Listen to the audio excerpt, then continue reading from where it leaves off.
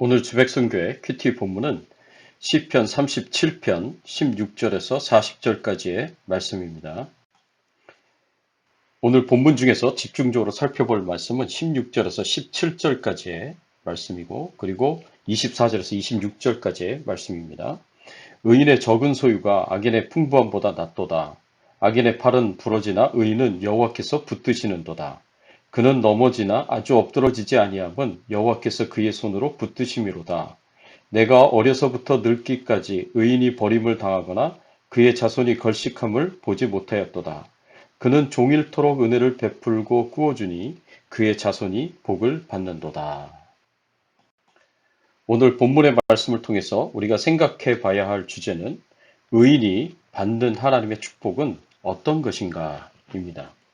하나님의 경건한 자녀들에게는 하나님이 주시는 은총과 축복이 있습니다. 오늘 우리가 읽은 시편 37편은 하나님의 경건한 자녀, 의인이 누리게 되는 축복에 대해서 많은 말씀을 기록하고 있습니다. 하나님께서 우리에게 베푸시는 축복이 무엇인지 우리가 함께 은혜를 나누도록 하겠습니다. 첫 번째는 의인은 적은 소유를 가졌을지라도 악인의 풍부함보다 더 낫다는 것입니다.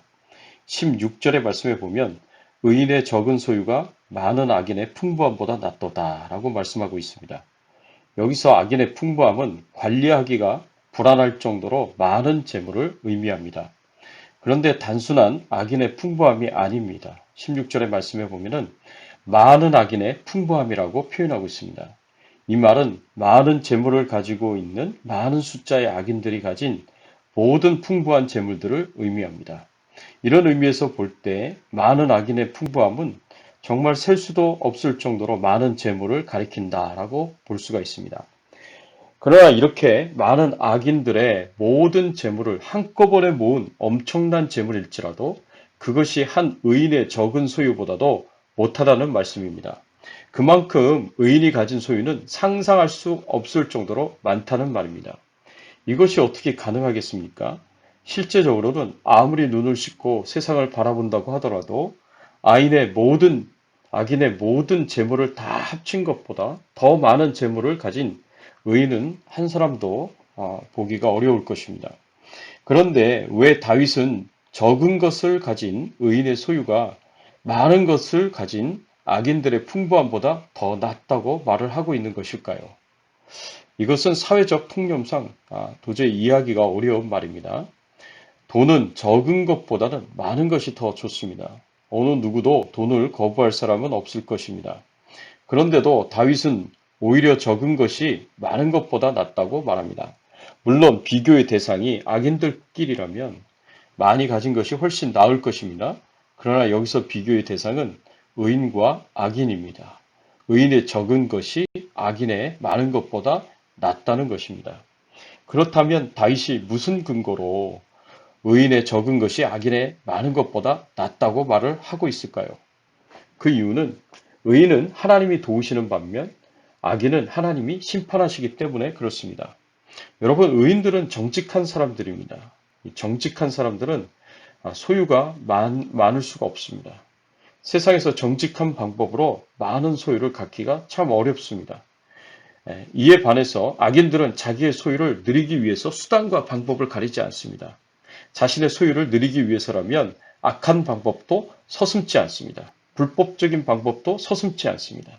자기에게 유익만 된다면 다른 사람이 어떻게 되든 개의치 않습니다. 그래서 악인들은 의인에 비해서 가진 것이 많을 수밖에 없습니다. 외면적으로 보면은 악인들은 의인들에 비해서 분명히 많은 것을 가지고 있다고 볼 수 있습니다. 그러나 악인들이 가진 것은 그것이 전부입니다. 그들이 가지고 있는 것은 그것이 다라고 말할 수 있습니다. 반면 의인들은 어떻습니까? 의인들은 자기가 가진 것이 다가 아닙니다. 의인에게는 능력의 하나님, 모든 것을 가지신 하나님이 함께 하십니다. 그래서 의인이 현재 가지고 있는 것은 그들이 실제로 가지고 있는 것에 아주 지극히 작은 일부에 지나지 않습니다. 하나님은 의인들이 구하면 필요한 것을 채워주십니다. 그래서 의인은 현재 가진 것이 적다고 해도 문제가 될 것이 없습니다. 현재 아무것도 가진 것이 없는 사람이라고 해도 은행 잔고가 많은 사람은 가난한 사람이 아닙니다. 성도들은 마치 은행에 잔고가 많은 사람들과 같습니다. 의인들의 작은 소유가 악인들의 많은 소유보다 결정적으로 나은 이유가 바로 여기에 있습니다. 하나님은 의인들을 도우시기 때문에 그렇습니다. 또 17절 말씀해 보면 악인들의 팔은 부러지나 의인은 여호와께서 붙드시는도다라고 말씀하고 있습니다. 악인과 의인이 각각 어려움에 처했을 때 악인은 자기가 가진 것을 의지합니다. 그런데 악인이 가진 것은 악인을 도울 수도 있지만 돕지 못하는 경우도 얼마든지 있습니다. 사실 사람이 가진 것은 사람이 결정적인 위기에 처했을 때 사람을 돕지 못합니다. 왜냐하면 그 결정적인 위기가 하나님의 심판으로 주어진 위기이기 때문에 그렇습니다. 하나님의 심판에서 악인을 돕고 보호할 수 있는 것은 이 세상에 아무것도 없습니다. 그래서 악인들은 자기가 가진 것으로부터 아무런 도움도 받지 못하고 하나님의 심판을 받아 망하게 되어 있습니다. 다윗은 이것을 팔이 부러졌다라고 표현하고 있습니다. 그런데 의인들은 자기가 적은 소유를 가지고 있지만 그 적은 소유조차 의지하지 않습니다. 의인들은 하나님을 의지합니다. 그래서 의인들은 하나님의 도우심을 받게 됩니다. 위기에 처해져도 하나님이 도와주시기 때문에 의인들은 망하지 않습니다. 그리고 결정적으로 하나님의 심판 때에 보호를 받게 됩니다. 이런 이유로 다윗은 의인의 적은 소유가 악인의 많은 소유보다 낫다라고 말을 하고 있는 것입니다. 또 다른 이유를 생각해 보면 다윗이 의인의 적은 소유가 악인들의 많은 소유보다 낫다고 말하는 이유는 하나님의 자녀가 하나님의 백성이 의인이 저 천국에서 상급과 축복을 받기 때문입니다. 저 천국에서 우리 의인들은 하나님이 주시는 상급과 축복을 받기 때문에 현재 세상의 모든 풍요로움보다 더 풍요로운 삶을 보장받습니다. 이것을 꼭 믿으시기 바랍니다. 따라서 우리는 악인의 형통함을 부러워할 필요가 없습니다. 악인의 권세와 풍요로움을 부러워할 필요가 없습니다. 우리에게는 보장된 천국의 상급과 기업이 있습니다. 비록 지금은 가난하고 별 볼 일 없는 삶을 살아가고 있다고 하더라도 장차 우리에게 주어질 천국의 기업과 상급을 생각해 보십시오. 수많은 재산을 가지고 있는 억만장자가 자신의 모든 돈을 은행에 예금해 둔 채 실제 삶은 검소하고 소박하게 사는 것과 다를 바가 없습니다. 그렇기 때문에 우리 성도들은 내 소유가 악인들의 소유에 비해 보잘것없다고 해서 낙심하거나 그들의 소유를 부러워할 필요가 없습니다. 오히려 우리는 우리의 적은 것이 악인들의 많은 것보다 훨씬 낫다라는 것을 우리가 알고 기뻐해야 합니다.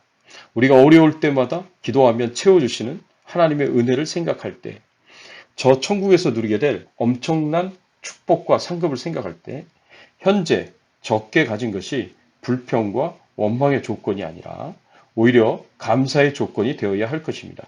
그래서 이 세상에서 떳떳하고 힘차게 살아갈 수 있는 귀한 성도님들이 되시기를 바랍니다.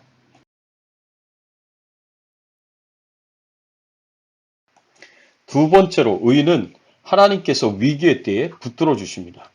24절의 말씀에 보면 그는 넘어지나 아주 엎드러지지 아니함은 여호와께서 손으로 붙드심이로다는 말씀이 있습니다.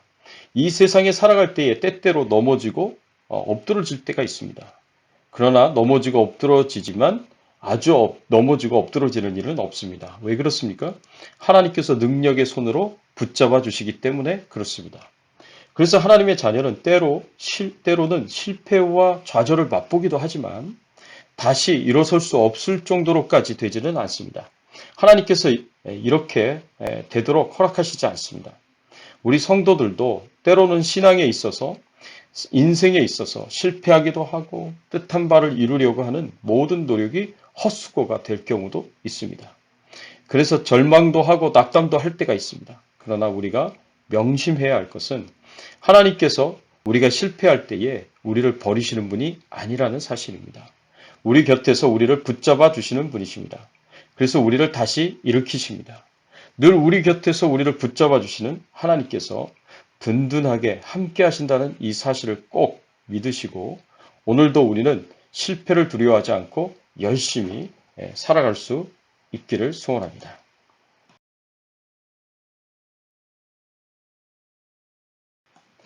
세 번째로 하나님께서는 의인의 자손을 축복하십니다.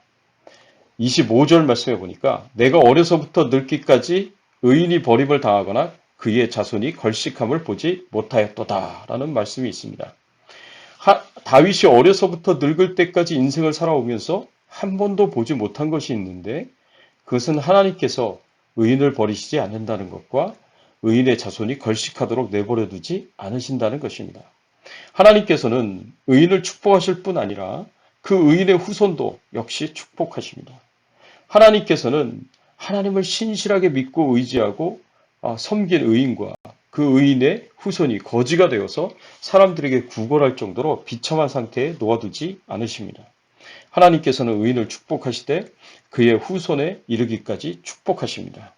그래서 출애굽기 20장 6절 말씀에 보면 나를 사랑하고 내 계명을 지키는 자에게는 천대까지 은혜를 베푸시느니라 라고 말씀하셨습니다. 하나님께서 의인들의 후손들을 천대까지 축복하시고 은혜를 베푸신다는 말씀입니다. 사랑하는 성도 여러분, 우리가 하나님을 신실하게 믿고 하나님을 섬기는 의인의 삶을 계속 살아간다면 거기에는 반드시 하나님의 축복이 있습니다.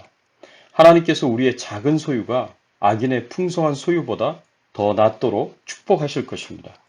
위기의 때에 우리를 붙잡아 주시는 축복을 경험하게 될 것입니다. 그리고 우리 자손까지 하나님의 은총과 축복 가운데 살아가게 될 것입니다. 이것을 꼭 믿으시고 늘 변함없이 하나님을 사랑하고 섬기며 경건한 의인의 삶을 살아가시기를 예수 그리스도의 이름으로 축원합니다. 함께 기도하겠습니다. 하나님 감사합니다. 오늘 의인이 받는 하나님의 축복에 대해서 말씀해 주시니 감사를 드립니다. 하나님의 뜻대로 하나님의 말씀대로 신실하게 살아가는 하나님의 백성들에게는 의인에게는 적은 소유를 가졌을지라도 악인의 풍부함보다 더 나은 축복을 주시니 감사를 드립니다. 의인에게는 넘어지나 아주 엎드러지지 아니하고 하나님께서 그 능력의 손으로 붙잡아 주시는 축복을 주시니 감사를 드립니다. 하나님께서 의인을 버리시지 않을 것이며 의인의 자손까지도 하나님께서 지키시고 보호하시고 돌보시고 공급해 주실 것을 생각하며 하나님 앞에 감사를 드립니다. 이 은혜에 감사하여서 늘 하나님과 동행하며 하나님을 섬기며 하나님의 나라와 영광을 위해서 충성되이 사명 감당하며 살아갈 수 있는 저희들의 신앙의 삶이 되도록 은혜를 베풀어 주시옵소서. 코로나19 바이러스로부터 안전하게 하시고 또 생업의 현장에서 필요한 모든 것을 채워주시고 공급하여 주시고 질병 중에 연약한 가운데 있는 우리 성도님들을 치료하여 주시고 회복시켜 주시옵소서. 하나님께서 도와주실 것을 믿고 감사드리며 예수 그리스도의 이름으로 간절히 기도드리옵나이다. 아멘.